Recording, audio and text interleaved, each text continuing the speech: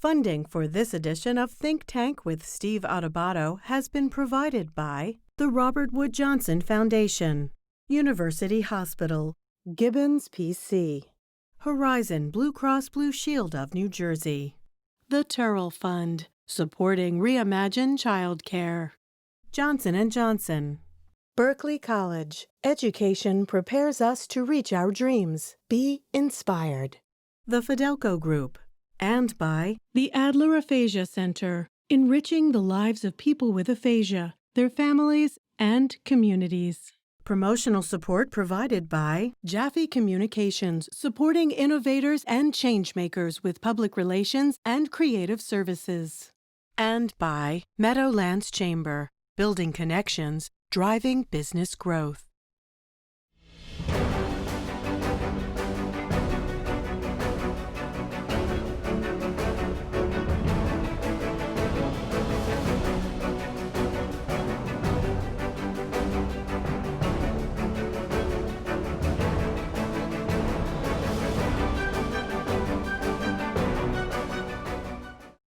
Hi, this is Steve Adubato. This is also Think Tank, and I'm with my colleague Nicole Swenarton, our senior producer of Think Tank.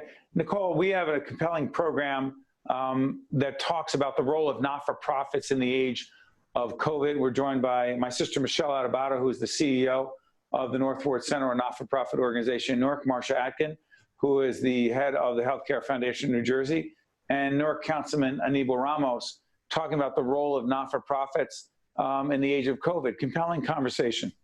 Absolutely. I think that you can really look at this conversation and take away the fact that Newark really can be looked at as a case study, as a urban community that got hit really hard by COVID.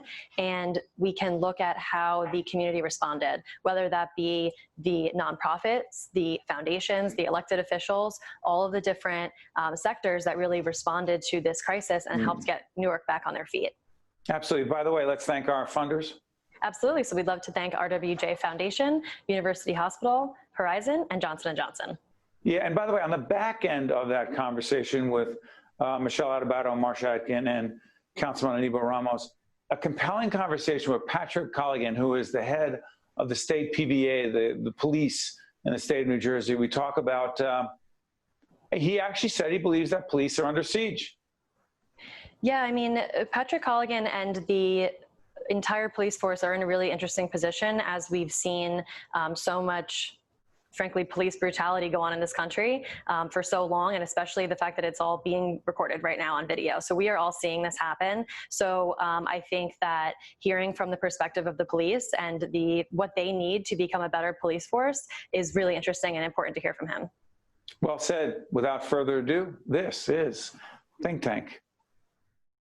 Hi, this is Steve Adubato. We are, in fact, as you can tell, coming to you remotely. It is my honor to introduce a very special set of guests. And this is, by the way, this program is all about the role of not-for-profits, nonprofits in the age of COVID, and also looking at the experience of a particular community in Newark, New Jersey that I grew up in, the North Ward of Newark, and the impact that COVID has had on it. It is my honor to introduce Michele Adubato, my sister, but way more importantly, she's the president and CEO of the North Ward Center, a not-for-profit organization in Newark. Marsha Atkind, who is the executive director and CEO of the Healthcare Foundation of New Jersey, a funder of the work that we do, and also Newark Councilman Anibal Ramos Jr., who represents the North Ward of Newark. It's good to see all of you. Thank you for joining us.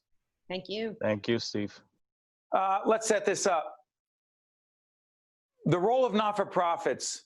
Marsha, describe the role of nonprofit organizations, not just in Newark, not just in the North Ward, and not just the work that Michele and her colleagues do at the North Ward Center, but why are nonprofits more important than ever before in the age of COVID? Oh, my goodness. Nonprofits serve people who are in need throughout our communities. So it could be people who are hungry. It could be people with special needs of all ages. Nonprofits run cultural institutions. Nonprofits run schools. Nonprofits run all kinds of organizations that we depend upon as a society to help improve the quality of life, provide medical care, provide mental health care, all kinds of care to the people we care about. By the way, to be clear, the Healthcare Foundation also funds not-for-profit organizations, including the North Ward Center, including our not-for-profit production company. Michele, the work of not just the North Ward Center, but your colleagues in the nonprofit world, not, by the way, huge financial challenges, not just for us, but for everyone. But how do you provide the services you provide in a community so devastated by COVID with serious funding challenges? It's not a choice. We have to provide these services. We are on the front line of this. If we don't do it, no one else will. And without the help of foundations like the Healthcare Foundation, we would not be able to do that. And what I mean, I'm going to give you a quick example. Sure. When this hit back in March, I also founded the Center for Autism. This is an organization where these are adults, 50 adults. We provide day-to-day services for them. They had to be home. Obviously, we were shut down. We couldn't allow it. We couldn't allow them just to be home. We had to provide some sort of services. The immediate first thing I did was, what are we going to do? Who are we going to go to? I thought of Marsha. I did, because she's my go-to person. And the Healthcare Foundation had said there are emergency grants out there. So we immediately applied for an emergency grant within 2 weeks, and this is unheard of. Within 2 weeks, we were able to get every single one of our clients a Chromebook, set it up in their house, and today they are virtually live streaming for 5 to 6 hours with other type of services. That's all because of the Healthcare Foundation. Well, and so we don't turn this into a commercial spot for the Healthcare Foundation, which is warranted, but that's not our goal. I want to ask you, Councilman. Someone says, hey, wait a minute. Isn't that the role of government? Shouldn't government be doing these things? Government can do only so much. Fair, Councilman? Very true, Steve. I mean, we're very fortunate to have organizations like the North Ward Center, foundations like the Healthcare Foundation in New Jersey. I'll give you one example. Here in Essex County, we typically have an average of about 3,000 seniors that attend nutrition sites throughout the county of Essex on a daily basis. These nutrition sites provide, access to healthcare information, nutritious meals, other types of support services. And during this COVID crisis, naturally these centers were shut down.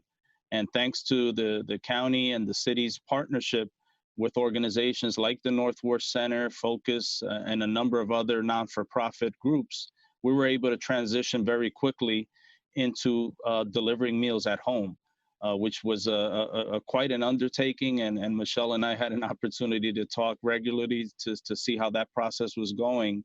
And that's just one small example of how important it is for whether it's a municipality, the county government, or the state, to have very effective partnerships with the nonprofit community so that we can get services delivered even during a crisis like the crisis we're in.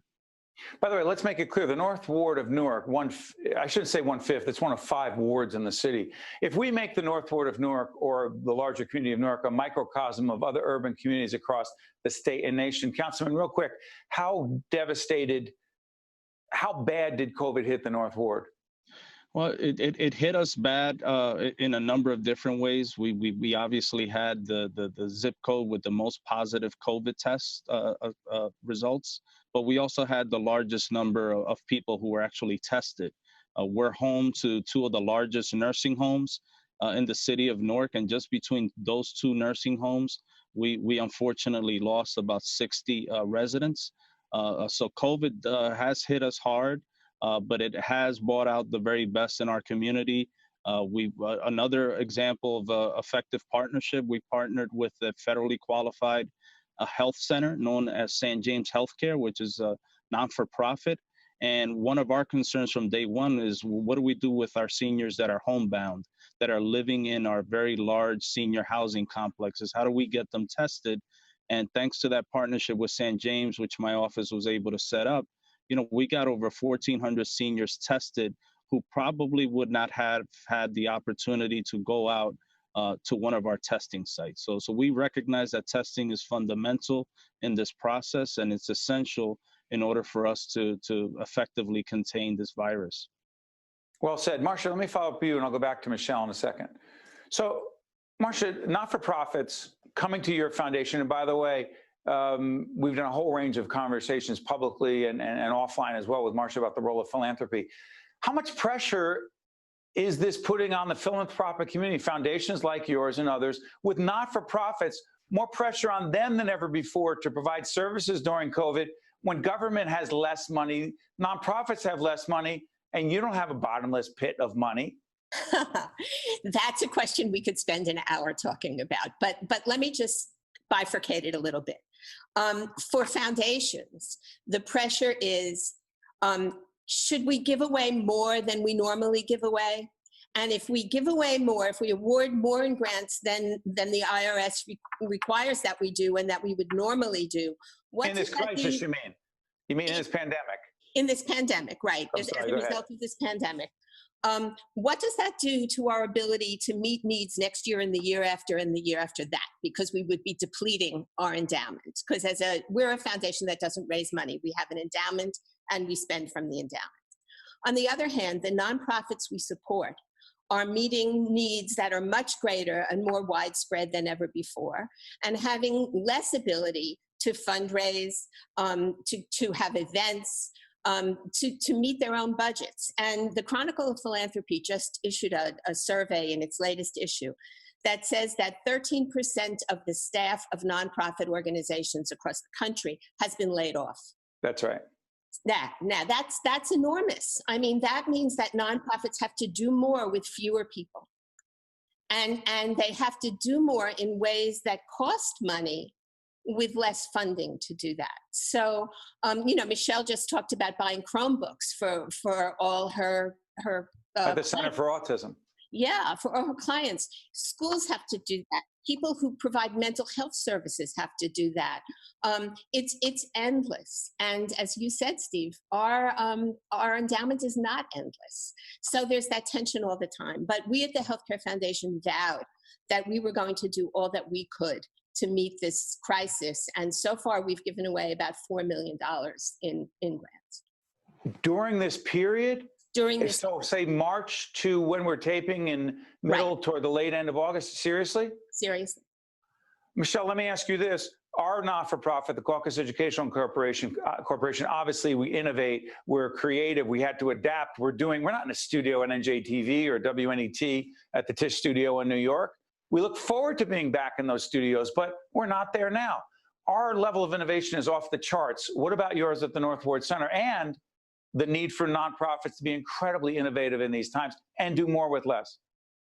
Well, besides being innovative, I think one of the things that we have to look at is relationships, okay?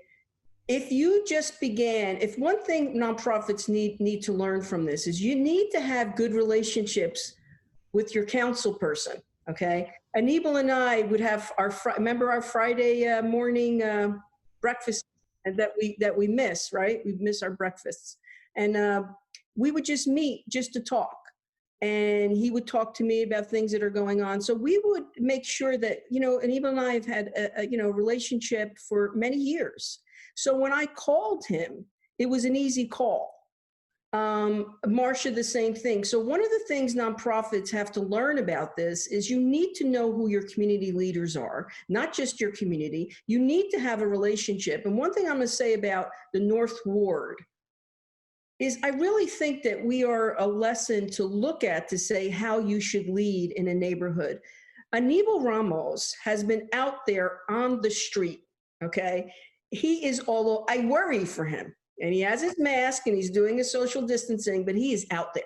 By the way, let's disclose, Michele won't say it, I will. Michele suffered from COVID in a very serious way early on. Check out our Lessons in Leadership program we do with Michele. That's a big part of it. I'm sorry, pick up your point, Michele, about Anibal. Point being is that our community in the North Ward, although we were the hardest hit because they knew we were still there. We didn't abandon our community. And one of the reasons why we were able to do that is because of the strong leadership of our councilmen, but also because of nonprofits and because of our relationships, and also the mayor. I think the mayor has done an outstanding job. Mayor Ras Baraka. Absolutely. to make our community feel that we will not abandon you. We're right there with you. And that's an important thing. A few minutes left. Anibal, let me ask you this. Disproportionately, the COVID has disproportionately affected people who are Black and brown, Black Americans, Hispanic Americans, others. The North Ward is large. You describe the population of the North Ward for folks. Well, it's predominantly Hispanic, and within the Hispanic community, you have a cross-section of individuals primarily from Puerto Rico, Dominican Republic, Ecuador. We do have an emerging African-American community as well. And that's one of the reasons why we've really zeroed in on setting up these strategic partnerships around testing, because like Michele mentioned earlier, especially with our immigrant population, there's a sense of distrust with government. And that's a population within the city that the mayor, myself, and others have really focused on to get more actively involved in getting testing. Marsha, final comments on this. Your foundation, the philanthropic community, how united is the philanthropic community in the mission that you just described during COVID? Or is every foundation, every philanthropic organization on their own? Oh, I think it's somewhere in the middle of what you're saying. We definitely talk with each other. There's been a pooled fund set up that the United Way is housing that many of us have contributed to, and it's independent foundations like ours, it's corporate foundations, it's a whole range of foundations, and that fund is addressing urgent, immediate problems, mid-range problems, and also long-range problems in health, in housing, in food, in small businesses, all kinds of concerns that are caused by COVID-19. On the other hand, we do all operate on different schedules and in different, we give grants in different ways. So I think there's a little bit of each. Yeah. Michele, final words here. Reason for not-for-profits to be optimistic moving forward in these incredibly challenging times. Go ahead. We have to stay strong together. This is a pandemic like no other. And the only way we are going to get through this is if we continue to be cohesive as a community. And we always have to have hope, because this too will end. How we get there matters. What we do today matters for what we do tomorrow. To Michele, to Marsha, to Anibal, Ramos, I want to thank all of you for joining us, not just to talk about the role of not-for-profits, but to look at the North Ward of Newark as a microcosm of urban communities across New Jersey and America. Thanks to all of you. We appreciate it. Thanks, Steve. I'm Steve Adubato. Stay with us. We will be right back. To watch more Think Tank with Steve Adubato, find us online and follow us on social media. Hi, I'm Governor Tom Kean. A dear friend of mine had aphasia, which is a language disorder that occurs from a brain injury or a stroke. It robs a person's ability to communicate, but it doesn't affect their intellect. Programs and services offered at the Adler Aphasia Center help to improve my friend's communication skills, as well as her self-confidence and quality of life. Most importantly, she was among people who understood her. If you or a loved one has been diagnosed with aphasia, there is hope. Welcome back, folks. We're now joined by Patrick Colligan, who is state president of the New Jersey State PBA, Policemen's Benevolent Association. Good to see you, Patrick. Same here, Steve. Thanks. So let me, in a limited time we have, I want to get right to this. George Floyd murdered on camera, on video. We saw it. The officer's knee was on his neck for 8 minutes plus, 8 minutes and 30 seconds. Other officers watched, did nothing to try to stop it. On how many levels, from a police perspective, was that wrong? There was. I haven't met the police officer yet here and around the country who thought that video, there was nothing wrong with that video. I was probably amongst the first in New Jersey to call it a murder. It's still a difficult video to watch. I think probably most of the world has seen it by now. It shows us what's wrong with policing. It certainly is not indicative of all the great officers are out there, but as I've said a lot since May the 25th, since the day that George Floyd was killed, until robots do this job, those horrible incidents are going to continue to occur. Hopefully, this narrative has changed. I know I would be the first to say that we always have, we can always make improvements. But that was a hard video to watch. It continues to be a hard video to watch for anybody who takes this job seriously, and it was a tarnish on all of our badges.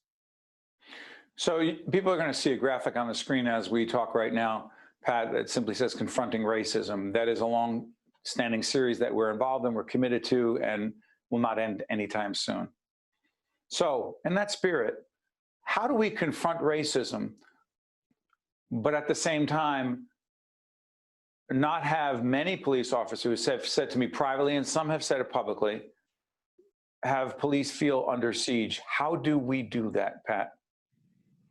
Well, it's never, even before the murder of George Floyd, it's very difficult for us on the law enforcement side. You know, I'm certainly not African American. I didn't grow up, you know, in a hard community, a tough community, and many officers didn't. So it's very hard, quite frankly, and being blunt, it's hard for us to know that side of the story. On the other side, though, sometimes when law enforcement is looking at a video or a prosecutor is looking at a video, we look at it from a different perspective than the average citizen. I think as hard as that video is to look at, when you look at the beating of Rodney King, those officers were exonerated because, you know, Rodney King never really stopped resisting arrest.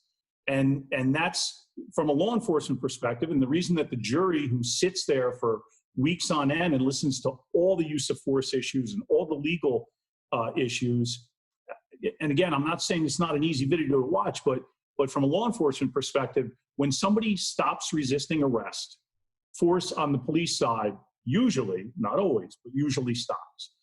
So at the end of the day, you know, it's very difficult for us to get the perspective of you know, the other side of law enforcement, and it's very difficult for the other side of law enforcement to see what and why we do. When we're making an arrest, when somebody's resisting arrest, no matter how quick it ends, it's very difficult to watch. Whether you're a Great Adventure and they're just being handcuffed, I mean, your kids are watching somebody's you know, we're taking away their right of freedom. So it's a hard thing to watch somebody resisting arrest and the officers doing whatever they are required to do under the law to get. But Patrick, let me. There are two issues here. First of all, there's none of us who have ever, any of us who have, we just haven't served in your capacity or your brothers and sisters, so we don't know. However, those other cops who were standing there watching that cop with his knee on George Floyd's neck for 8+ minutes, what responsibility do they have, and what does that say about the culture, not just in Minneapolis, but I mean, would most cops, with a commanding officer or superior officer with his knee on the neck of someone who's saying, I can't breathe, dying right in front of him, with people with a video camera right there? I mean, what kind of culture are we talking about that says they don't try to stop it? Well, I will strongly say that video shocked the conscience, which is why we're having this discussion now, which is why. But not just the knee on the neck, it's those other cops too. And it's not about attacking cops, it's asking the question, how do you police yourselves? What I want to say, Steve, is that video is so egregious on every aspect, and all those officers were charged. And that is not the norm. That's why that one video from May the 25th has changed policing profoundly, because, you know, that is a, I'm not going to say it's a once-in-a-lifetime video. I hope that it's not. Unfortunately, it's not, Pat, and we know that. It's not. There are too many other videos. But it's a rare video to have that many officers sitting there and watching. It's a rare video, Steve. Do you believe police officers right now, the president has said this as we tape this program on August 13th, the president has said that police officers, the police are under siege, they can't do their job, particularly in urban communities. Do you believe that's accurate? I believe it 1,000%. And you can look at Portland, you can look at Seattle. My friends in New York City, I'm close with the New York City PBA president and his board. They are handcuffed. There's nothing that. What does that mean, Pat? What does that mean to be handcuffed as a cop? We're not able to continue doing our job. Everything, and I'm not saying that there's an issue with videotaping us, but everything is now a video. Everybody shows up and turns the camera on when somebody's resisting arrest. It's now almost fodder. It's some titillating show to watch somebody resisting arrest. But when de Blasio decided to dismantle the anti-crime unit, the plainclothes unit, and basically those officers were told to stand down, they were, we are hampered from doing our job. There's a reason, the defund the police movement, that experiment has already proven how poorly it's working.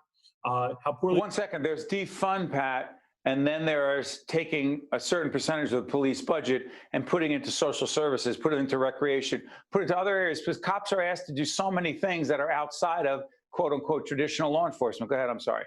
No problem. But when we're hampered and we're told not to do our jobs, not to make arrests, we see, everybody has the numbers, we see the astounding triple-digit percentages of crime going on.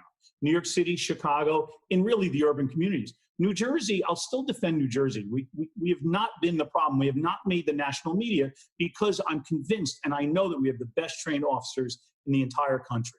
We rank 47th in police-involved deaths. We're the densest state, by far the densest state in the country.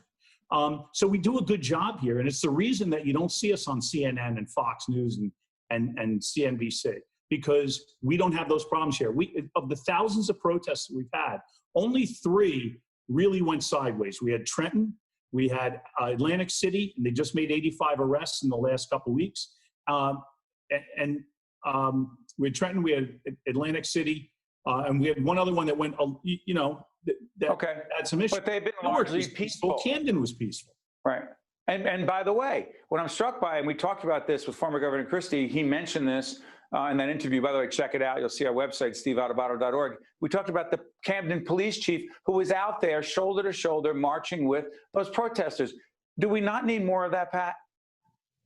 Look, as I said, our business has changed profoundly since May the 25th, since George Floyd was killed. Would I ever sit and say, and I've never said that we don't need change, we don't need to improve. We always need to improve. There's no doubt about it. There's need for improvement in every business, every industry. And real quick, I'm sorry again for interrupting. Those who say the police unions are an obstacle in the way of police reform, you say? Absolutely not. We've been a partner, especially with this Attorney General. We've been a partner with virtually— Beer Graywall, the Attorney General. Right. With virtually every single policy he's come out with since he took over, even at the end of the last administration with Chris Perino, working with the Attorney General's office, working to draft some of these policies. And not only us, but the ACLU, the other groups that have interest in this. So absolutely not. Can you look around the country and say that? You probably can. Not in New Jersey? Not in New Jersey. There's just a few police unions. It's the state PBA, another group that covers municipal officers, and then we have the 3 state trooper unions. And we work closely together. And if anybody says that we're the impediment, doesn't know what we're doing and how we partner with the Attorney General's office, with the legislature. We're kind of the voice of reason sometimes with the legislature and drafting bills. Patrick Colligan, who is the president of the New Jersey State Policemen's Benevolent Association. Pat, thank you for joining us, and we thank you and your colleagues for your service every day. There's a lot of work to do to improve police-minority relations and just frankly improving policing overall. But we thank you for joining us. Absolutely, and thanks for letting us get our voice out there. Thanks. You got it. I'm Steve Adubato. Thank you so much for joining us. We'll see you next time. Think Tank with Steve Adubato has been a production of the CAUCUS Educational Corporation. Funding has been provided by the Robert Wood Johnson Foundation, University Hospital, GIBBONS PC, Horizon Blue Cross Blue Shield of New Jersey, the Turrell Fund, supporting Reimagine Childcare, Johnson & Johnson, Berkeley College, the Fidelco Group, and by the Adler Aphasia Center. Promotional support provided by Jaffe Communications and by Meadowlands Chamber. Hi, I'm Governor Tom Kean. A dear friend of mine had aphasia, which is a language disorder that occurs from a brain injury or a stroke. It robs a person's ability to communicate, but it doesn't affect their intellect. Programs and services offered at the Adler Aphasia Center help to improve my friend's communication skills. as well as her self-confidence and quality of life. Most importantly, she was among people who understood her. If you or a loved one has been diagnosed with aphasia, there is hope.